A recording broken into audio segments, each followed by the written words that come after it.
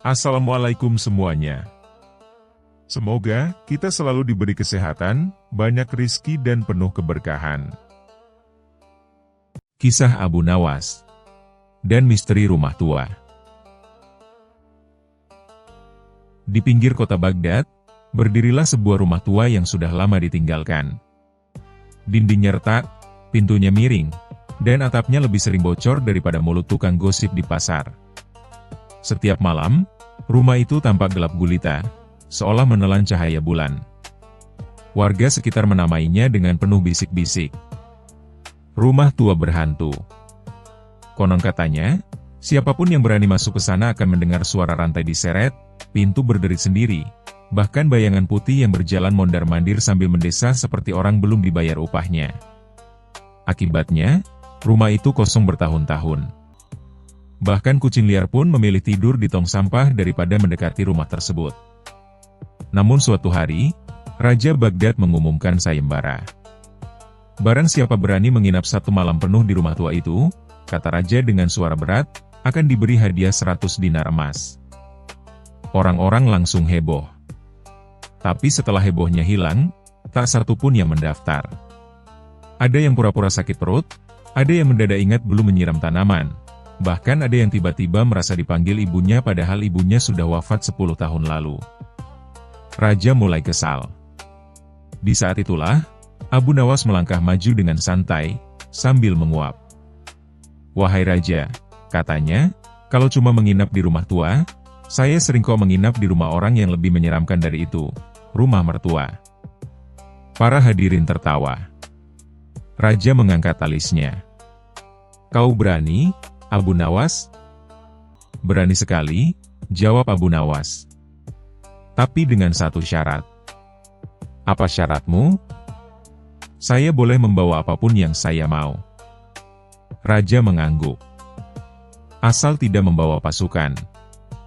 "Membawa perut kosong saja sudah cukup," gumam Abu Nawas pelan. Malam pun tiba. Bulan menggantung pucat di langit. Abu Nawas datang ke rumah tua itu hanya membawa karung kecil dan wajah tanpa rasa takut, atau mungkin tanpa rasa peduli. Begitu pintu dibuka, krek. Bunyinya panjang, seperti pintu yang mengeluh karena dibangunkan dari tidur panjangnya. "Tenang, tenang," kata Abu Nawas pada pintu. "Saya juga malas bangun, tapi hidup memaksa." Ia masuk dan duduk di tengah ruangan. Angin dingin berhembus, membuat lampu minyaknya bergoyang. Tiba-tiba, klang, klang, klang. Suara rantai terdengar dari sudut gelap. Abu Nawas menoleh santai. "Oh, rupanya penghuni lama," katanya. "Silakan, saya tidak ganggu. Tapi kalau mau pinjam sandal, bilang." Tak lama kemudian, terdengar suara langkah berat di lantai atas. Duk, duk, duk. "Wah," kata Abu Nawas, "ini pasti yang di atas belum bayar kontrakan." Tiba-tiba, sesosok bayangan putih melayang di samping tangga. Warga yang mengintip dari kejauhan hampir pingsan. Namun Abu Nawas malah berdiri dan berkata keras, "Kalau mau menakuti, jangan setengah-setengah. Itu, nya kurang panjang." "Ulangi." Bayangan itu terdiam. "Dan satu lagi," lanjut Abu Nawas, "kalau memang hantu, tolong rapikan rambut. Saya jadi bingung, ini hantu atau jemuran." Bayangan putih itu tersentak, lalu, lari terbirit-birit keluar rumah. Tak lama kemudian, muncul 3 orang lelaki dengan pakaian compang-camping. Mereka berlutut di hadapan Abu Nawas. "Ampun, Tuan," kata salah satu dari mereka. "Kami bukan hantu." "Sudah jelas," jawab Abu Nawas. "Hantu tidak akan kabur hanya karena dikomentari gaya rambutnya." Ternyata mereka adalah penipu yang sengaja menyamar menjadi hantu untuk menakut-nakuti warga. Dengan begitu, rumah itu tetap kosong dan bisa mereka gunakan untuk bersembunyi serta menyimpan barang curian. "Kenapa kalian takut pada saya?" tanya Abu Nawas. Salah satu dari mereka menjawab lirih. Karena biasanya orang ketakutan dulu, baru berpikir. Tuan, malah berpikir dulu, baru menertawakan. Abu Nawas tersenyum. Kesalahan terbesar orang takut adalah mengira semua yang gelap itu berbahaya. Padahal seringkali, yang gelap cuma kurang lampu. Pagi harinya, Raja datang bersama pengawal. Abu Nawas keluar dari rumah tua dengan santai, sambil membawa sarapan hasil dapur para penipu. "Bagaimana malam tadi?" tanya Raja. "Biasa saja," jawab Abu Nawas. "Saya cuma bertemu 3 hantu palsu yang lebih takut pada kritik daripada doa." Para penipu pun ditangkap. Raja tertawa terbahak-bahak dan memberikan Abu Nawas 100 dinar emas sesuai janji. "Tapi," kata Raja, "bagaimana kau bisa begitu tenang?" Abu Nawas menjawab ringan. "Karena rasa takut seringkali lebih menakutkan daripada yang ditakuti." Pesan moral. Banyak hal yang tampak menyeramkan hanya karena kita tidak berani mendekatinya dengan akal sehat. Rasa takut yang berlebihan bisa dimanfaatkan oleh orang-orang licik. Keberanian yang disertai kecerdikan dan humor seringkali menjadi senjata paling ampuh untuk memecahkan masalah. Kisah selanjutnya. Kisah Abu Nawas dan pertaruhan mustahil. Di suatu pagi yang tenang di negeri Baghdad, Raja tiba-tiba bosan. Sangat bosan. Begitu bosan sampai beliau menghitung ubin lantai istana 2 kali. Raja pun memanggil penasihat, menteri, bahkan penjaga pintu. Tapi tidak ada yang bisa menghiburnya. Sampai ia teringat satu nama yang selalu berhasil membuat hidupnya lebih berwarna. Abu Nawas. "Panggilkan si lelaki berkepala penuh akal itu," perintah Raja. Tak lama kemudian, Abu Nawas masuk sambil membungkuk hormat, mengenakan sorban putihnya yang khas, janggut hitam rapi, jubah putih dengan rompi tortilla, dan sandal sederhana yang letek di bagian tumit. Raja langsung tersenyum nakal. "Abu Nawas, hari ini aku ingin bermain permainan kecil. Aku menantangmu dalam sebuah pertaruhan." Abu Nawas mengangkat alis. "Pertaruhan apa, tuanku?" Raja bangkit dari singgasananya, melangkah gagah seperti baru menemukan hobi baru. "Aku ingin melihat apakah kau benar-benar sepintar yang dikatakan rakyat. Jika kau menang dalam pertaruhan ini, kau akan mendapatkan hadiah emas sebanyak yang kau mau. Tapi jika kau kalah, kau harus tinggal 3 hari di ruang paling membosankan di istana, ruang catatan pajak." Abu Nawas menelan ludah. Ruangan itu terkenal sebagai tempat di mana orang bisa lupa nama sendiri karena terlalu banyak angka. "Baiklah tuanku," jawab Abu Nawas, meski tanpa agak pucat, "apa pertaruhan yang harus aku menangkan?" Raja mengangkat 1 jari. "Aku ingin kau melakukan sesuatu yang mustahil. Aku ingin kau membuatku tertawa dan menangis dalam waktu bersamaan. Tapi hanya dengan 1 kalimat." Semua orang di ruangan langsung ternganga. Penasihat menepuk dahinya. Menteri memegangi pipi. Penjaga pintu pura-pura pingsan. Abu Nawas sendiri terdiam. 1 kalimat membuat Raja tertawa dan menangis sekaligus. Ini bukan tantangan, ini jebakan. Namun, wajah Abu Nawas yang awalnya tegang tiba-tiba berubah menjadi tenang. Senyumnya muncul perlahan seperti seseorang yang baru menemukan kunci pintu rahasia. "Baiklah tuanku," kata Abu Nawas. "Izinkan saya berpikir sejenak." Raja mengangguk sambil berdeham, menunggu penuh semangat. Beberapa detik berlalu. Kemudian Abu Nawas membuka mulut dan berkata dengan lembut, "Tuanku, pedang emas kesayangan Anda kini lebih tajam bila digunakan untuk memotong sayur kol." Raja terdiam. Para menteri terdiam. Penjaga pintu berhenti pura-pura pingsan. Lalu, Raja tiba-tiba meledak tertawa. "Hahaha. pedang emas untuk motong kol? Abu Nawas, kau sungguh konyol. Tapi detik berikutnya, wajah raja berubah sendu. Wah, pedang emas kesayanganku, dipakai buat motong kol, harganya jadi turun. Oh tidak. Matanya berkaca-kaca. Dan dalam waktu bersamaan, raja tertawa sambil menangis. Para menteri terkejut. Para penjaga bingung. Para pelayan saling pandang seperti menonton drama komedi. Raja menyeka air matanya dan berkata, Abu Nawas, kau menang. Hanya kau yang bisa membuatku tertawa dan menangis sekaligus. Hebat. Sungguh hebat. Abu Nawas tersenyum santai. Terima kasih, tuanku. Terkadang yang mustahil hanya perlu sedikit bumbu kenyelenehan. Raja mengangguk sambil memegangi perut karena masih tertawa. Baiklah Abu Nawas. Ambil emas sebanyak yang kau inginkan. Abu Nawas membungkuk sopan, lalu mendekat dan berkata, Tuanku, saya hanya ingin secukupnya saja. Yang penting saya tidak harus masuk ruang catatan pajak. Semua orang kembali tertawa. Bahkan penjaga pintu yang baru sadar ikut cekikikan. Hari itu, istana kembali hidup. Dan seperti biasa, penyelamatnya adalah satu orang. Abu Nawas, sang ahli kelicikan yang ramah. Pesan moral. Kecerdikan seringkali mengalahkan hal-hal yang terlihat mustahil. Dengan kreativitas dan keberanian, bahkan tantangan paling sulit pun bisa diatasi. Kisah selanjutnya. Kisah Abu Nawas dan keributan pasar.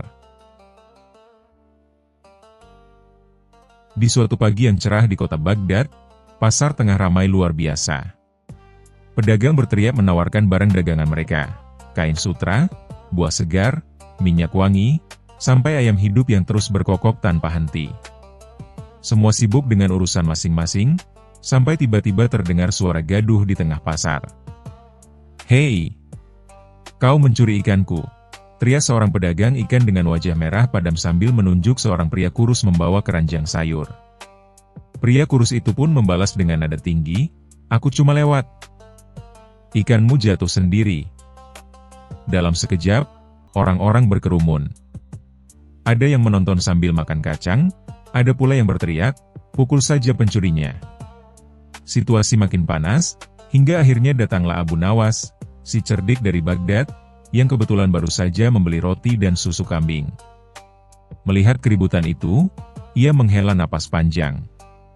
Wah, kalau aku tidak turun tangan, bisa-bisa pasar ini berubah jadi arena gulat, gumamnya sambil menyelipkan roti ke saku jubahnya. Pedagang ikan berteriak, Abu Nawas, kau terkenal bijak. Tolong adili orang ini. Dia mencuri 3 ekor ikan segar milikku. Pria kurus itu langsung protes, tidak benar. Aku cuma lewat, dan tiba-tiba ikan itu jatuh dari meja. Mana mungkin aku mencurinya? Abu Nawas tersenyum lembut, lalu berkata, baiklah, kalau begitu aku akan menyelesaikan perkara ini di tempat. Tapi, aku minta kalian semua tenang, dan jangan lupa, siapapun yang berbohong, hidungnya bisa bertambah panjang. Semua orang menahan tawa. Tapi karena mereka tahu Abu Nawas selalu punya cara aneh tapi berhasil, mereka patuh. Abu Nawas selalu menatap meja pedagang ikan, dan berkata, kau bilang 3 ekor ikannya hilang? Benar. Dan kau bilang tidak mencuri? Tanya Abu Nawas pada si pria kurus. Benar sekali. Baiklah, kata Abu Nawas. Kalau begitu, aku punya ujian sederhana. Aku ingin tahu siapa yang lebih bau ikan. Abu Nawas mengambil kain penutup dari meja pedagang ikan dan menyuruh keduanya berdiri di bawahnya satu persatu. Pertama, si pedagang ikan berdiri di bawah kain. Kata Abu Nawas sambil mengendus. Ya, sedikit bau amis, tapi masih bisa diterima. Wajar, dia pedagang ikan. Lalu giliran pria kurus. Begitu Abu Nawas mengendus, ia pura-pura terbatuk keras. Uhuk! Uhuk! Ini benar-benar bau ikan basi 3 hari, katanya dengan nada dramatis. Semua orang tertawa terpingkal-pingkal. Pria kurus itu panik. Aku tidak mencuri. Aku cuma jatuh, dan... Ah, jadi kau jatuh dekat ikan? Potong Abu Nawas cepat. Iya, jawab pria itu gugup. Nah, seru Abu Nawas, berarti kau jatuh, ikan menempel di bajumu, dan mungkin sebagian masuk ke keranjangmu. Jadi sebenarnya kau tidak mencuri, tapi juga tidak berhati-hati. Kerumunan bersorak, hahaha. Cerdas. Jadi dua-duanya salah setengah. Pedagang ikan masih tidak puas. Tapi bagaimana dengan 3 ikanku yang hilang? Abu Nawas tersenyum dan berkata, tenang. Aku punya solusi.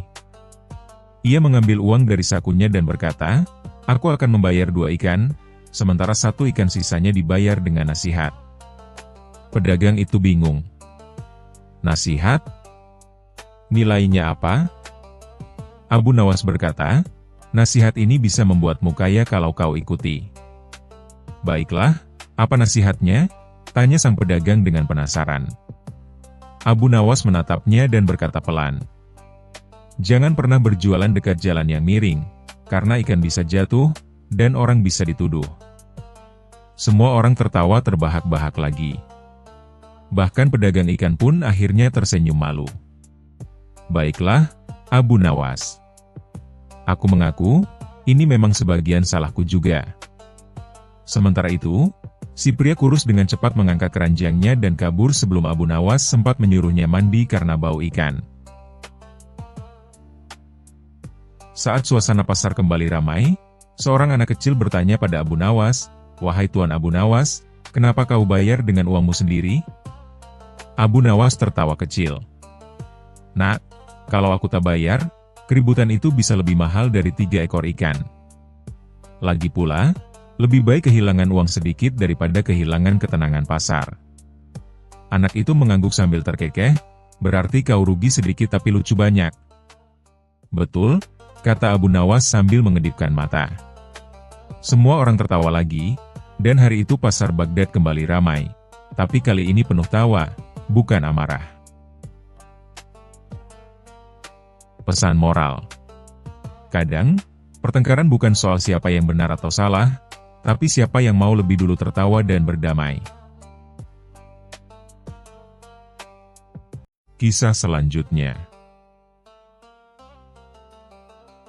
Kisah Abu Nawas dan pedang kebijaksanaan. Di suatu pagi yang cerah di kota Baghdad, suasana pasar tampak ramai dan riuh seperti biasa. Pedagang kain, buah, rempah, hingga perhiasan semuanya berteriak menawarkan dagangannya. Di antara hiruk-pikuk itu, seorang pria dengan sorban putih dan janggut hitam sedang berjalan santai sambil bersiul pelan. Siapa lagi kalau bukan Abu Nawas, si cerdik yang terkenal dengan akalnya yang tak terkalahkan. Hari itu, ia tidak sedang mencari masalah. Ia hanya ingin menikmati sarapan roti madu di warung langganannya. Namun seperti biasa, nasib selalu punya cara unik untuk menjerumuskannya ke dalam kekacauan lucu yang tak pernah ia rencanakan. Kabar heboh beredar di seluruh kota. Raja Harun al-Rashid baru saja menerima hadiah luar biasa dari negeri jauh, sebuah pedang ajaib yang konon mampu menebas besi sekeras apapun hanya dengan 1 ayunan. Raja begitu bangga. Ia mengumumkan bahwa pedang itu akan dipamerkan di halaman istana, dan semua orang boleh melihat kehebatannya. Lihatlah, rakyatku, seru sang raja dengan dada membusung. Inilah pedang terkuat di dunia. Siapapun yang menantang pedang ini, akan kalah. Semua rakyat bersorak kagum. Para prajurit pun tak sabar ingin mencoba. Namun saat sang raja menyuruh prajurit terbaiknya untuk menebas sebongkah besi di hadapan umum, pedang itu malah memantul. Terak! Suara keras menggema. Pedang itu sama sekali tidak melukai besinya. Bahkan, gagangnya hampir terlepas dari genggaman prajurit. Seluruh halaman istana mendadak hening. Lalu perlahan, tawa kecil terdengar di antara kerumunan. Hahaha, itu pedang ajaib atau sendok besar, wahai raja, bisik seorang warga. Wajah raja memerah seperti udang rebus. Ia murka. Siapa yang berani mempermainkan Raja Baghdad? Teriaknya. Pasti ada yang menyihir pedang ini. Cari dan bawa ke hadapanku orang yang bisa menjelaskan kenapa pedang ini tak bisa digunakan. Dan seperti biasa, satu nama pun muncul dari bibir para penasihat. Yang mulia, hanya satu orang yang bisa memecahkan misteri ini, Abu Nawas. Abu Nawas yang sedang santai menikmati rotinya di warung tiba-tiba didatangi dua prajurit istana. Abu Nawas, seru mereka. Raja memanggilmu segera. Abu Nawas menatap roti setengah makannya dengan wajah muram. Ah, belum juga gigitan ketiga, sudah dipanggil lagi. Mungkin ini pertanda aku lebih lezat dari sarapan. Ia pun berangkat ke istana. Setibanya di hadapan raja, Abu Nawas menunduk hormat. Hamba datang sesuai perintah, Yang Mulia. Ada apakah gerangan wajah Paduka tampak seperti singa yang kehabisan mangsa? Raja mendengus kesal. Diam kau, Abu Nawas. Lihat pedang ini, katanya sambil menunjuk pedang yang bersarung indah di atas meja emas. Pedang ajaib katanya, tapi nyatanya tak bisa menebas apapun. Aku dipermalukan di depan rakyatku. Abu Nawas mengelilingi pedang itu sambil mengelus janggutnya. Ia menatapnya dari berbagai sudut, bahkan sempat mencium gagangnya. Sangat indah. Tapi memang benar, ini bukan pedang sembarangan. Raja mencondongkan tubuh. Kau tahu rahasianya? Abu Nawas mengangguk pelan. Tentu saja. Tapi hamba perlu waktu 1 malam untuk membuktikan teori hamba. Izinkan hamba membawa pedang ini pulang. Raja mengernyit curiga. Kau tidak akan mencurinya, kan? Wahai Raja, jawab Abu Nawas dengan nada serius, jika aku ingin mencuri, aku akan mencuri hati orang-orang, bukan besi yang tak bisa menebas. Para pengawal menahan tawa. Raja hanya menghela napas panjang. Baiklah, tapi awas kalau kau mempermainkanku, Abu Nawas. Malam itu, di rumah sederhananya, Abu Nawas menaruh pedang ajaib itu di atas meja kayu. Ia menatapnya lama, lalu berbicara seolah-olah pedang itu makhluk hidup. Hai pedang ajaib, katanya kau tak terkalahkan. Tapi kenapa kau tak bisa menebas apapun? Apakah kau hanya ajaib saat dijual? Ia tertawa kecil, lalu mencoba mengayunkan pedang itu ke sebatang kayu. Hap! Pedang itu bahkan tidak meninggalkan goresan sedikit pun. Abu Nawas menghela napas panjang. Ini bahkan lebih lembek dari roti basi. Namun otaknya yang cerdik segera bekerja. Ia memperhatikan ukiran di gagang pedang yang bertuliskan dalam bahasa asing. Ia berpikir keras, lalu tersenyum licik. Ah, aku tahu kenapa pedang ini tak bisa digunakan, katanya sambil menepuk dahinya. Tapi besok saja aku jelaskan di depan raja. Aku ingin lihat ekspresi kagetnya. Keesokan paginya, raja dan para penasihat sudah menunggu. Halaman istana dipenuhi rakyat yang penasaran. Semua ingin tahu bagaimana Abu Nawas akan menyelamatkan muka raja kali ini. Abu Nawas datang dengan langkah santai, membawa pedang di pundaknya seperti membawa tongkat kayu biasa. Yang Mulia, katanya, setelah semalaman mempelajari pedang ini, akhirnya hamba tahu kenapa pedang ini tidak bisa digunakan. Raja menatapnya penuh harap. Katakan cepat. Baiklah, ucap Abu Nawas sambil menatap para prajurit. Namun sebelum itu, izinkan hamba bertanya, apakah pedang ini pernah digunakan sebelumnya? Raja menggeleng. Belum. Ini baru datang dari negeri jauh. Abu Nawas mengangguk. Nah, itulah masalahnya. Pedang ini adalah pedang raja, bukan pedang prajurit. Ia hanya bisa digunakan oleh orang yang benar-benar bijaksana. Raja menatap curiga. Maksudmu? Abu Nawas tersenyum nakal. Maksud hamba, jika pedang ini digunakan oleh orang yang hanya mengandalkan kekuatan, maka ia tak akan menebas apapun. Tapi jika dipegang oleh orang yang bijak dan sabar, maka ia akan menebas kesombongan. Penonton terdiam. Lalu, seseorang di belakang berseru, "Oh!" Raja mengernyit. Tapi apa buktinya? Abu Nawas menatap tajam ke arah raja. Coba Paduka ayunkan pedang itu kepada dirimu sendiri. Raja tersentak. Apa? Kau ingin aku bunuh diri? Abu Nawas tertawa keras. Bukan, Yang Mulia. Hamba hanya ingin Paduka menyadari bahwa pedang ini tidak digunakan untuk melukai, melainkan untuk mengingatkan bahwa kekuatan tanpa kebijaksanaan adalah seperti pedang tumpul, berkilau tapi tak berguna. Kerumunan rakyat langsung tertawa dan bertepuk tangan. Raja sempat terdiam beberapa detik, lalu akhirnya ikut tertawa kecil meski wajahnya merah menahan malu. Hahaha. Abu Nawas, kau benar-benar pandai bermain kata. Baiklah, mulai sekarang pedang ini akan kusimpan sebagai hiasan istana, simbol kebijaksanaan, bukan kekuatan. Abu Nawas menunduk hormat. Keputusan yang bijak, Yang Mulia. Karena kalau tidak, mungkin pedang ini malah digunakan istri Paduka untuk memotong sayur. Semua orang tertawa terbahak-bahak. Raja pun akhirnya tidak bisa menahan diri dan tertawa paling keras di antara semuanya. Setelah upacara selesai, Abu Nawas berjalan keluar istana sambil membawa sekantong emas sebagai hadiah. Ia berkata pada dirinya sendiri, ternyata benar, pedang itu ajaib, karena bisa menebas kebodohan tanpa harus diayunkan. Dan malam itu, sambil menghitung koin emas di meja, ia tersenyum puas. Semoga besok yang dipanggil bukan aku lagi.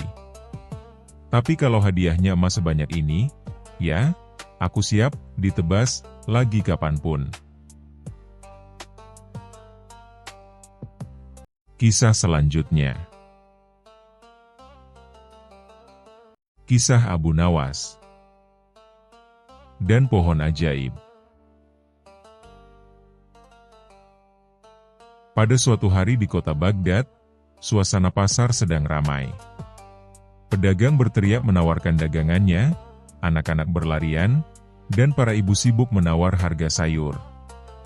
Di tengah keramaian itu, muncullah seorang pengembara aneh yang membawa kabar heboh. Dengarlah, wahai penduduk Baghdad, teriak si pengembara dengan lantang. Aku menemukan pohon ajaib di hutan dekat sungai. Pohon itu bisa berbicara. Ia bisa mengungkapkan rahasia siapa saja yang berdiri di bawahnya. Seketika orang-orang ternganga.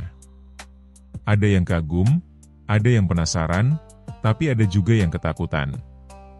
Astagfirullah, masa ada pohon bisa ngomong? Bisik seorang ibu. Kabar itu pun cepat menyebar ke seluruh kota, hingga akhirnya sampai ke telinga Baginda Raja Harun al-Rasyid.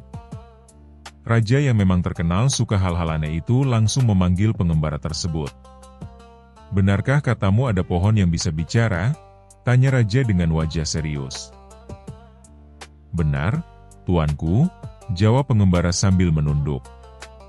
Pohon itu bisa mengungkapkan siapa yang jujur dan siapa yang suka bohong. Raja langsung menepuk tangannya. Bagus. Kalau begitu, kita bawa seluruh rakyat ke sana. Aku ingin tahu siapa saja yang berani berbohong di hadapan pohon itu. Namun, tentu saja, ada satu orang yang merasa dagunya gatal mendengar kabar ini. Siapa lagi kalau bukan Abu Nawas? Abu Nawas, pria cerdas yang terkenal licik tapi baik hati itu, mulai mencurigai sesuatu. Ia tahu banyak penipu sering menjual cerita-cerita aneh demi uang. Pohon bicara? Kalau memang bisa, jangan-jangan nanti malah aku dituduh pohon karena aku juga suka ngomong, gumamnya sambil garuk-garuk janggutnya. Malam itu, ia duduk di depan rumahnya sambil menatap langit.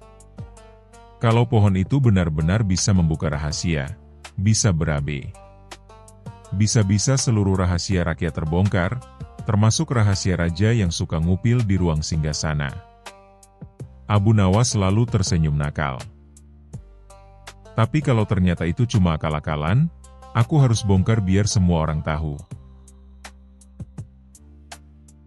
Keesokan harinya, raja bersama seluruh rakyat, para menteri, dan tentu saja Abu Nawas berangkat ke hutan. Mereka berjalan jauh hingga sampai ke sebuah pohon besar di tepi sungai. Pohon itu rindang sekali, daunnya lebat, dan akarnya mencuat ke tanah seperti naga tidur. "Lihatlah, tuanku," kata si pengembara. "Inilah pohon ajaib itu." Raja mendekat dengan penuh wibawa. "Wahai pohon, katakan padaku, siapakah aku?" Tiba-tiba terdengar suara berat dari arah pohon. "Engkau adalah Raja Baghdad, Harun al-Rashid." Semua orang terkejut. "Masya Allah, pohonnya benar-benar bicara," teriak mereka. Raja pun tampak puas. Kemudian salah satu menteri maju dengan penuh percaya diri. "Kalau begitu, wahai pohon, katakan, apakah aku ini jujur?" Suara dari pohon kembali terdengar, "Tidak.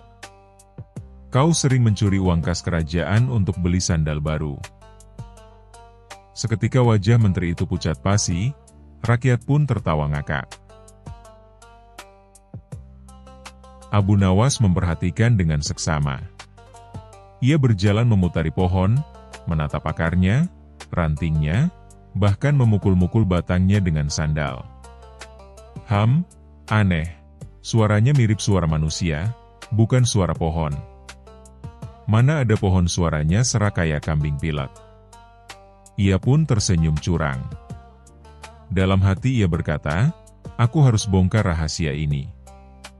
Kalau tidak, rakyat akan terus ditipu." Tiba-tiba suara pohon terdengar lagi. "Dan kau, Abu Nawas, hati-hati. Jangan pura-pura sok pintar, nanti rahasiamu terbongkar." Semua orang bersorak, "Ho, pohon itu tahu siapa Abu Nawas." Abu Nawas hanya nyengir. "Rahasiaku? Mana ada rahasia, aku kan memang tukang tipu terang-terangan. Hehehe." Malam itu, Abu Nawas pura-pura tidur di hutan dekat pohon. Ia ingin tahu dari mana asal suara misterius itu. Saat semua orang sudah pulang, ia bersembunyi di balik semak. Benar saja, dari dalam batang pohon muncul seorang pemuda kurus dengan wajah penuh keringat. Ia adalah orang suruhan pengembara tadi. Ternyata mereka berdua bekerja sama menipu rakyat dengan bersembunyi di dalam batang pohon yang berongga. Pemuda itu keluar untuk mengambil air minum, lalu kembali masuk ke dalam pohon. Abu Nawas hampir tertawa keras, tapi ia menahan diri. "Aha! Besok pagi aku akan buat kejutan besar." Keesokan paginya, raja kembali mengajak rakyat ke pohon itu. Kali ini, Abu Nawas sudah siap dengan akal bulusnya. "Tuanku," kata Abu Nawas, "izinkan aku bertanya pada pohon itu." "Silakan," jawab raja. Abu Nawas berdiri di bawah pohon dengan gaya teatrikal. "Wahai pohon ajaib, katakanlah, siapa yang paling ganteng di kota Baghdad ini?" Suara pohon bergema, "Tentu saja, Raja Harun al-Rashid." Rakyat bersorak, memuji-muji raja. Namun Abu Nawas tidak berhenti di situ. "Wahai pohon, sekarang jawab dengan jujur. Apakah raja lebih ganteng, ataukah keledai tetangga saya?" Semua orang menahan tawa. Raja melotot, dan pohon menjawab dengan suara serak, "Tentu saja raja lebih ganteng." Abu Nawas tersenyum. "Kalau begitu, pohon ini benar-benar aneh. Karena aku tahu betul, keledai tetanggaku lebih tampan daripada Baginda." Hahaha. Suasana pun menjadi riuh. Raja cemberut, tapi sebelum marah, Abu Nawas mendekati batang pohon lalu. Brak! Ia menendang keras batangnya. Tiba-tiba terdengar suara manusia dari dalam. "Aduh! Sakit!" Rakyat terkejut. Abu Nawas langsung menarik pemuda kurus itu keluar dari rongga pohon. Semua orang bersorak kaget, lalu tertawa terbahak-bahak. "Lihatlah tuanku," kata Abu Nawas sambil menunjuk pemuda itu. "Inilah pohon yang bisa bicara. Pohon dengan kaki, tangan, dan perut lapar." Raja akhirnya sadar bahwa dirinya telah ditipu. Ia memerintahkan agar pengembara dan pemuda kurus itu dihukum dengan cara menyiram mereka dengan cat hijau lalu berdiri di alun-alun seperti pohon hidup selama sehari. Rakyat pun tertawa terpingkal-pingkal melihat dua orang itu berpose kaku sambil berkata, "Aku pohon, aku pohon." Sementara Abu Nawas duduk santai di bawah pohon sungguhan sambil berkata, "Begitulah, kalau ada pohon bisa ngomong, pasti dia cuma bergosip. Dan aku lebih suka gosipnya teh hangat sama roti, bukan suara dari batang kayu." Dan sejak hari itu, rakyat Baghdad tak lagi mudah percaya dengan cerita-cerita aneh. Tapi yang paling penting, kisah itu menambah panjang daftar kejenakaan Abu Nawas yang selalu sukses membuat semua orang tertawa. Kisah selanjutnya. Kisah Abu Nawas dan dukun penipu. Di suatu pagi yang cerah di kota Baghdad, suasana pasar tengah ramai. Para pedagang berseru-seru menawarkan dagangan, anak-anak berlarian, dan para ibu menawar harga seperti sedang berperang dengan jurus-jurus kata. Namun, satu sudut pasar tiba-tiba dikerumuni orang. Di atas panggung kayu kecil, seorang pria berjubah ungu dengan jenggot yang disisir rapi berdiri tegak sambil mengangkat tongkat berhiaskan manik-manik. Pria itu mengaku sebagai dukun hebat dari timur, seorang tabib sekaligus peramal yang katanya bisa menyembuhkan segala penyakit, dari sakit perut hingga hati yang patah karena cinta. Namanya adalah Syekh Bangbang bin Boong, nama yang terdengar seolah-olah memiliki silsilah panjang padahal baru ia karang semalam. Siapa yang sakit?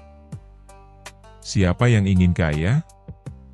Siapa yang ingin melihat masa depan? Datanglah padaku, teriak dukun itu lantang. Dengan jampi-jampi dari kitab 1001 Hayalan, aku bisa mengubah hidupmu. Orang-orang pun mulai percaya. Seorang ibu tua yang mengeluh sakit lutut diberi air putih yang katanya telah dirapal dengan mantra, lalu langsung disuruh joget. Dan karena takut dianggap tak sopan, si ibu pun joget sambil menahan nyeri. Penonton bersorak. Dukun itu semakin terkenal. Tak lama, kabar tentang si dukun hebat sampai ke telinga raja. Namun, karena raja sudah sering tertipu dukun-dukun palsu, ia tak menggubris. Lain halnya dengan Abu Nawas, yang saat itu sedang duduk di bawah pohon sambil main batu kecil. Ada dukun bisa menyembuhkan segala penyakit dan memanggil rezeki dari langit, gumam Abu Nawas. Entah dia sakti atau cuma lebih hebat bohongnya daripada aku. Maka Abu Nawas pun menyamar menjadi orang tua pincang. Ia mengenakan jubah kumal dan kain ikat kepala compang-camping. Dengan tongkat kayu dan suara parau, Ia mendatangi dukun itu di tengah pasar. "Dukun hebat, tolong saya," kata Abu Nawas pura-pura gemetar. "Sudah bertahun-tahun saya tidak bisa melihat, mata saya buta. Wahai Syekh Bangbang bin Boong." Dukun itu menatap dengan mata berbinar. Ia tersenyum lebar, bukan karena kasihan, tapi karena melihat peluang besar. "Tenang, wahai lelaki tua yang malang. Aku bisa menyembuhkanmu hanya dengan air mata buaya hutan Himalaya dan asap dupa dari gubuk angin utara." "Berapa biayanya?" tanya Abu Nawas memelas. "Hanya 50 keping emas, dan akan kutambahkan 1 jampi yang bisa membuatmu menang lotre minggu depan." Masyarakat yang menyaksikan ikut berseru-seru, terpesona. Mereka tak tahu bahwa yang mereka lihat adalah pertunjukan kelas dunia dari 2 aktor hebat, dukun penipu dan Abu Nawas, sang maestro akal-akalan. Abu Nawas berpura-pura ragu, lalu mengeluarkan kantong emas. Ia menyerahkan 50 keping emas, lalu duduk bersila menunggu pengobatan. Sang dukun lalu mengeluarkan asap dupa, menyiram air, membacakan mantra yang lebih mirip orang tersedak dan mengejan, lalu menempelkan daun pepaya di mata Abu Nawas. "Selesai," seru dukun itu bangga. "Cobalah buka matamu dan lihat sekelilingmu." Abu Nawas perlahan membuka matanya, yang sedari tadi tidak buta. Ia pura-pura terkejut dan bersorak, "Astaga! Aku bisa melihat! Aku bisa melihat! Wahai dukun hebat, engkau benar-benar luar biasa." Kerumunan meledak dalam tepuk tangan. Sang dukun membusungkan dada seperti merpati kawin. Namun, Abu Nawas belum selesai.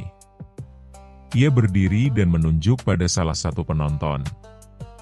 "Itu kamu, kurus dan berkumis tebal, dan kau di sana, pendek dan berbaju biru, aku bisa melihat kalian semua."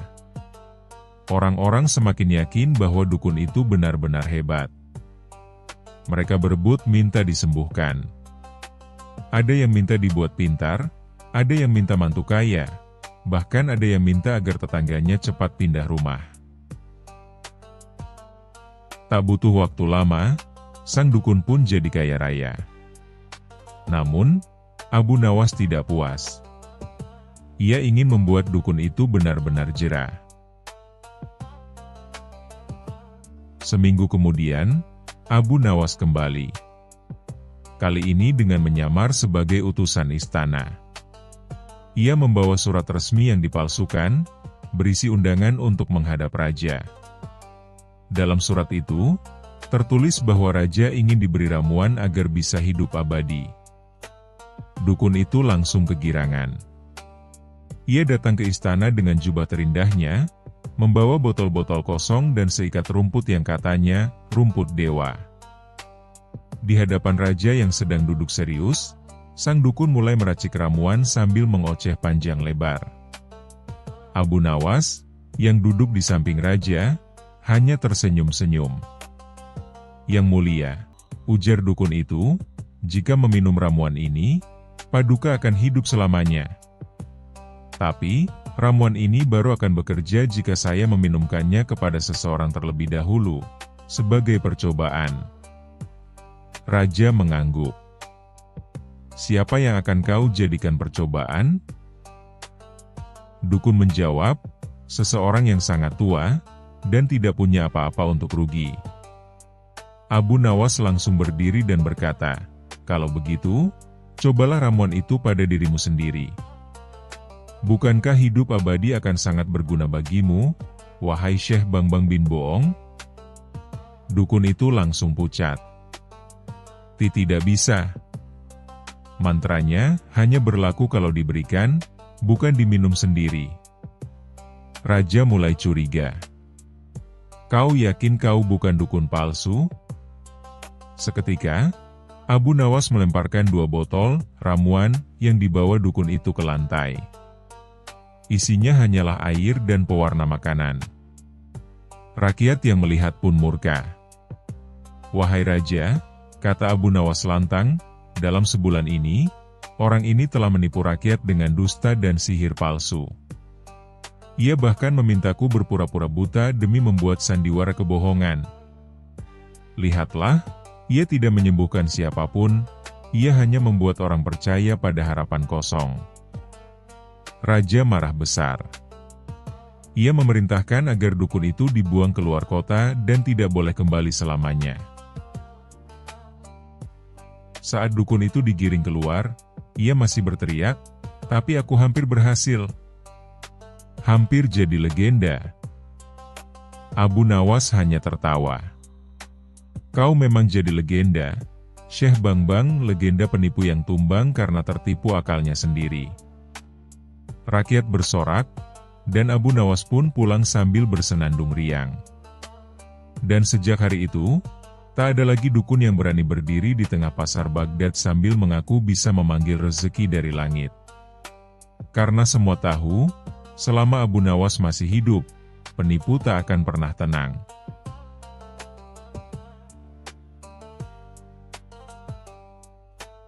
Kisah selanjutnya. Kisah Abu Nawas dan peta harta yang hidup. Di suatu pagi yang tenang di kota Baghdad, burung-burung berkicau riang, matahari bersinar cerah, dan Abu Nawas tertidur pulas di bawah pohon kurma sambil memeluk kendi air kosong. Ia baru saja semalam begadang karena berusaha membuktikan teori bahwa tikus tidak takut pada pantun. Baru saja ia bermimpi dikejar unta pembawa buku puisi, datanglah seorang pengemis tua berlari dengan tergopoh-gopoh. "Abu Nawas! Abu Nawas! Bangun!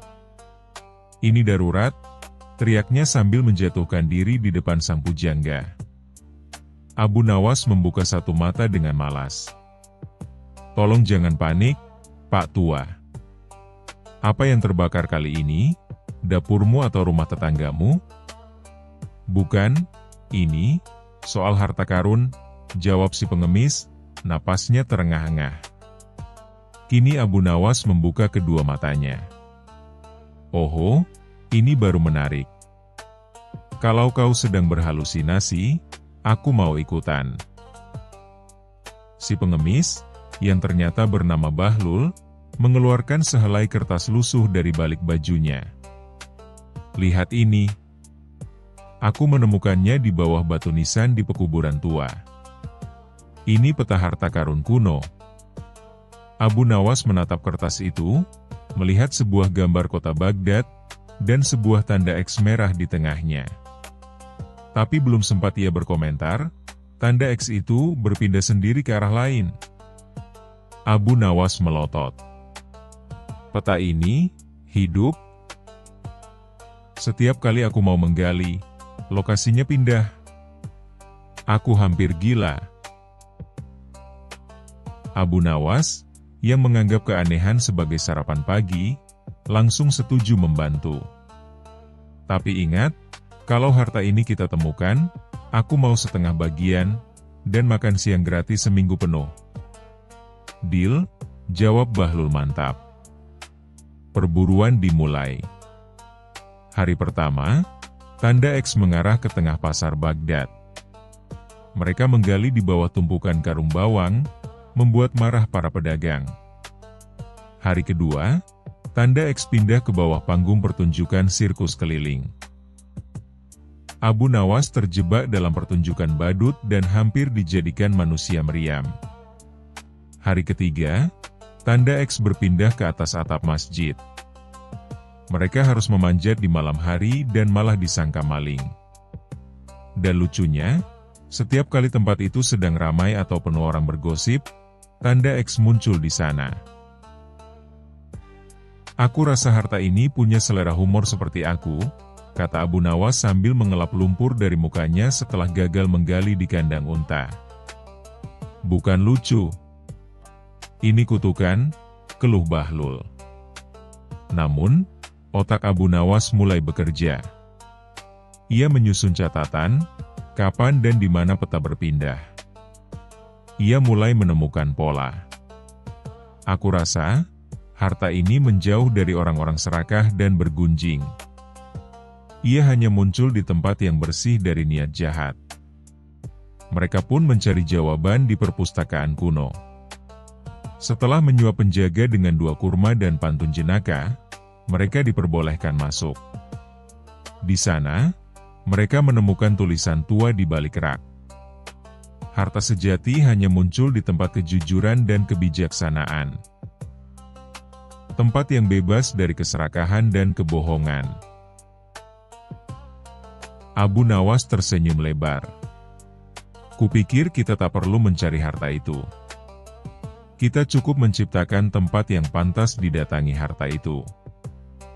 Bahlul melongo. Maksudmu kita bangun rumah? Rumah yang isinya bukan orang, tapi nilai? Mereka pun mendirikan sebuah pondok sederhana di pinggiran kota. Tempat itu dibuka untuk siapa saja yang lapar, tak mampu, atau hanya ingin mendengarkan cerita. Tidak ada yang boleh bergosip. Semua makanan gratis. Abu Nawas bahkan menempelkan tulisan besar di dinding. Dilarang keras menggosip, kecuali tentang diri sendiri. Masyarakat mulai berdatangan, dan yang ajaib, tanda X di peta berhenti bergerak. Ini dia, seru Abu Nawas. Dengan cangkul dan semangat, mereka menggali di bawah pondok, dan benar saja. Mereka menemukan peti tua penuh emas, permata, dan surat tua bertuliskan, "Untuk siapapun yang memilih berbagi daripada memiliki, inilah harta yang layak kau terima." Bahlul hampir menangis haru. Akhirnya, kita kaya, Abu Nawas. Tapi Abu Nawas hanya tertawa sambil memandangi anak-anak yang bermain di halaman pondok. Bahlul, harta sejati itu bukan yang kita gali, tapi yang kita bagikan. Tapi makan siang gratis tetap jalankan? Tentu. Kau masih utang 7 hari. Mereka tertawa bersama. Dan sejak saat itu, Rumah Kejujuran menjadi tempat paling ajaib di Baghdad. Tempat di mana harta bukan datang karena dicari, tapi karena layak diberikan.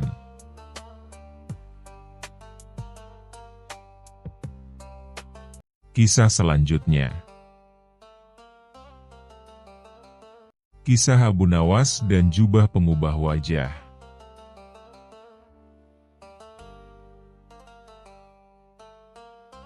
Pada suatu hari di kota Baghdad, ketika pasar penuh dengan teriakan pedagang dan tawa anak-anak yang bermain layang-layang, seorang pedagang asing tiba dengan kereta penuh barang-barang aneh.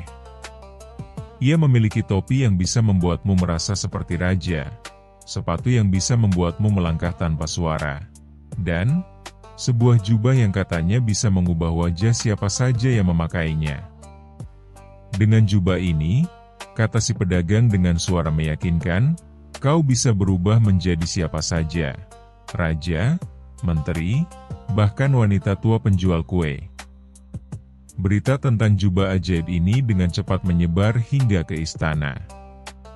Dan tentu saja, berita itu juga sampai ke telinga Abu Nawas, si cendekiawan kocak yang lebih cerdik dari 10 menteri digabung jadi satu. Aha, kata Abu Nawas sambil mengelus janggutnya. Dengan jubah itu, aku bisa bersenang-senang dan mungkin mengerjai beberapa orang penting. Abu Nawas pun mendatangi si pedagang dan pura-pura jadi orang desa yang polos. Wahai tuan pedagang, katanya dengan suara dibuat gemetar, benarkah jubah ini bisa membuatku berubah wajah? Tentu, hanya 1000 dirham. 1000 dirham? Abu Nawas mengerutkan dahi. Kalau begitu, aku coba dulu. Kalau wajahku berubah jadi raja, aku bayar 2000.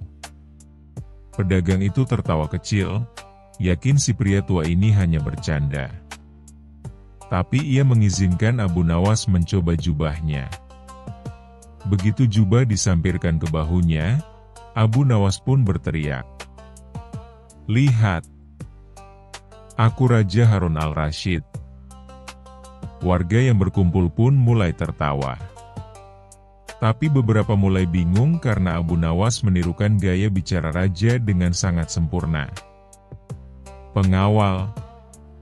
Tangkap orang ini yang berani meniru raja," teriak Abu Nawas dengan nada tegas. Dua penjaga pasar yang tak tahu apa-apa langsung panik dan hampir menangkap si pedagang. "Bukan aku. Bukan aku. Itu dia Abu Nawas."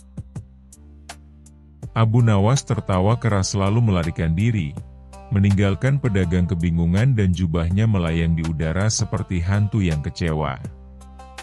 Malam harinya, Abu Nawas menyelinap ke istana. Ia memakai jubah pengubah wajah itu dan muncul di depan pintu kamar raja dengan wajah seperti Sang Ratu. Para pengawal terperanjat. "Paduka Ratu, mengapa Anda kesini malam-malam dan membawa kambing?" Itu memang Abu Nawas, dan dia membawa kambing bernama Zulekha sebagai pengalih perhatian. Abu Nawas berbicara lembut, "Saya ingin berbicara dengan Raja, 4 mata, dan 4 kaki," katanya sambil menunjuk kambing.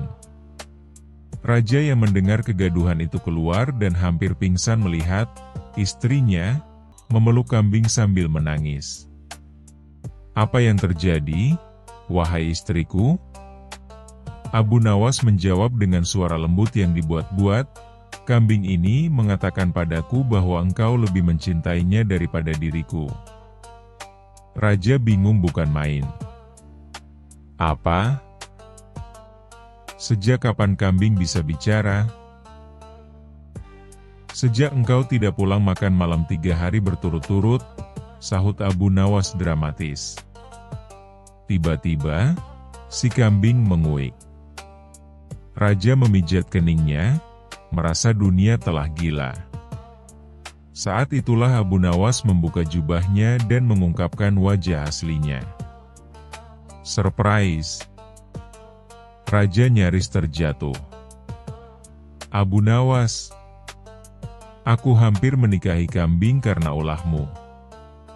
"Tapi kambingnya setia, Paduka," jawab Abu Nawas dengan senyum polos. Raja yang kesal tapi tak bisa menahan tawa akhirnya memutuskan menghukum Abu Nawas dengan cara unik. "Kau akan kutugaskan jadi pawang kambing istana selama 1 minggu, dan harus berbicara dengan mereka tiap pagi." "Dengan suara lembut atau suara ratu?" tanya Abu Nawas. "Gunakan suara kambing sekalian," sahut Raja. Dan begitulah, setiap pagi di pekarangan istana terdengar suara Abu Nawas berkata pada kawanan kambing, "Zulekha, kamu harus belajar setia. Dan kamu, Abdul Bey, jangan suka nyeruduk tamu kerajaan." Penduduk Baghdad pun tertawa tiap mendengar kabar tentang Abu Nawas, pawang kambing berkostum ratu. Pada akhirnya, jubah pengubah wajah itu dikembalikan kepada si pedagang. Tapi ia memilih untuk menyimpannya di tempat tersembunyi, karena sejak kejadian itu, tidak ada yang berani lagi memakainya, takut berubah jadi kambing kesayangan Abu Nawas. Dan Abu Nawas, ia tetap menjadi pahlawan tawa bagi semua orang, membuktikan bahwa kecerdikan dan sedikit kegilaan bisa menciptakan kisah yang tak terlupakan. Terima kasih sudah menonton. Jangan lupa like dan subscribe. Semoga keberkahan selalu dianugerahkan kepada kita semua. Wassalamualaikum.